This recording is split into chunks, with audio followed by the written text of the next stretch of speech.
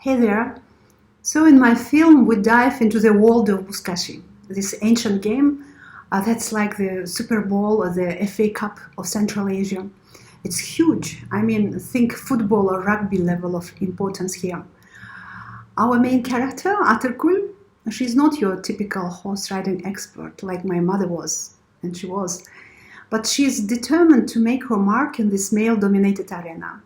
She's elegant and smart and plays the game off the field by learning the ropes of horse breeding to get ahead.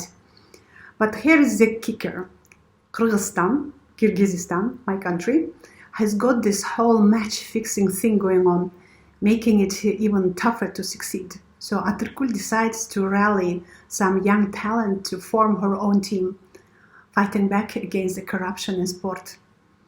Now, despite this being a traditionally matriarchal society, trust between man and woman isn't always a given. It's complicated, you know? But Atirkul, she's a force to be reckoned with. Every time life kicks her down, she bounces right back up, chasing her dream with everything she has got. This is what I learned from her. Pursue your dream and never give up.